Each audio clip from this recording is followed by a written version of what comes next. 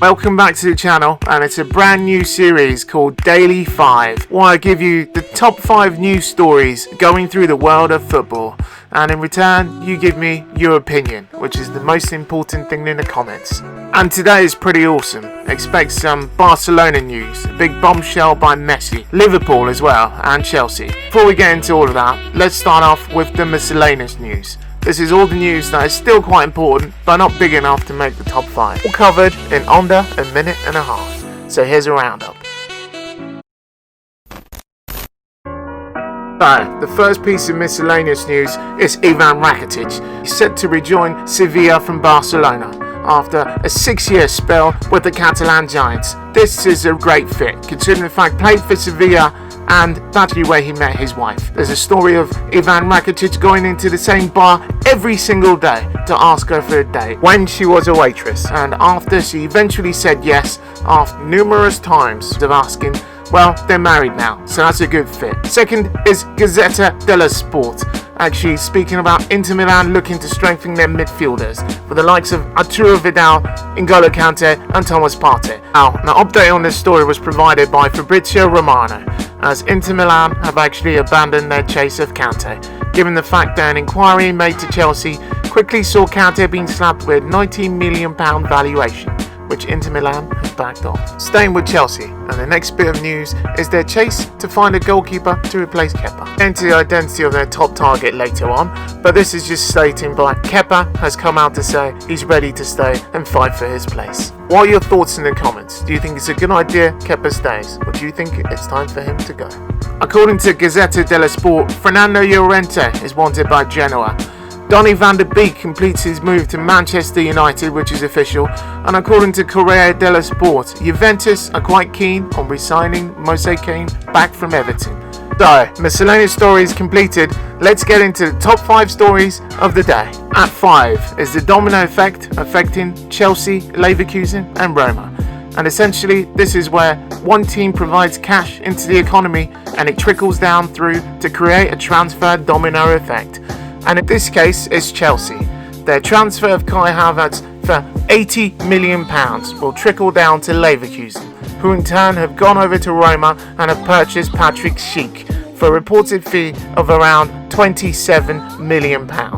And in return, this will give Roma the financial muscle to go to Manchester United and complete a deal for Chris Smalling. So all 3 deals being completed off the back of that Chelsea transfer. 4 is the top Messi story in the top 5, and in this case is the arrival of Jorge Messi, which is Lionel Messi's father and agent. He arrived early hours Wednesday the 2nd of September in Barcelona airport, as he's set to have a meeting with the likes of Bartomeu and the Barcelona FC board to see if he can release Lionel Messi from his Barcelona contract. At 3, it's an update of Liverpool and their purchase for Thiago alcantara, and it's been reported that Karl-Heinz Rummenigge said he will certainly be expecting to receive a bid in the next 48 hours, which was actually yesterday, the 2nd, which means that in the next 24 hours we might get a bid for Thiago. Now, the twist in the story is the fact that Thiago is being linked with Manchester United. Fairness, I'm not too surprised. Posted a video about United's interest and their plans to hijack this deal on the 6th of July. More detail, be sure to check out that video. It's also been reported that Gini is set to move to Barcelona. Personal terms already agreed, and the stumbling block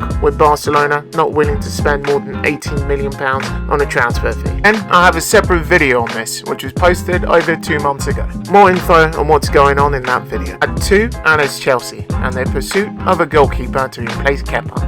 Early on, I said Kepa was willing to fight for his place. Task will not be aided by the addition by Chelsea of Eduard Mendy. He plays for French First Division club Rennes. He's 6'6", and the most important stat to look at a goalkeeper is the post-shot expected goals minus goals allowed.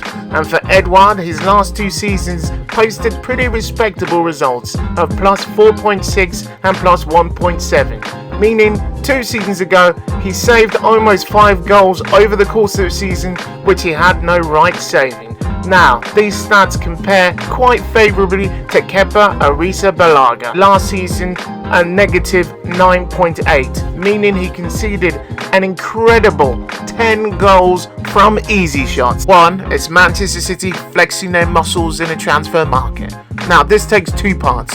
The first part is Manchester City in advanced negotiations to complete on a deal for Kalidou Koulibaly. According to Gazzetta dello Sport, there's a £12 million difference between what Manchester City are willing to pay and what is expected of Manchester City by the former Hollywood film producer and chairman Ariel De Laurentiis. They do specify that talks go on, with the deal looking likelier by the day. And the very final piece of Manchester City news, as you guessed it, is Messi. Tiki Bergeristan and Ferran Soriano, who are actually quite close with Jorge Messi. They're set to meet him right after Jorge meets the Barcelona board, and they will get more of an idea of what Barcelona are looking for and how they can engineer this move away from Camp Nou over to the Etihad. Wow, I must say, Messi Sr. bears a strong resemblance to Leo. Well, that's it. That's the roundup of the Daily 5 stories. If there's any story I missed out, let me know in the comments. At the same time, if you've got any information or any thoughts on what I've just shared, let me know in the comments as well. Apart from that, consider subscribing if you enjoyed, like, share and comment, and as always, until next time.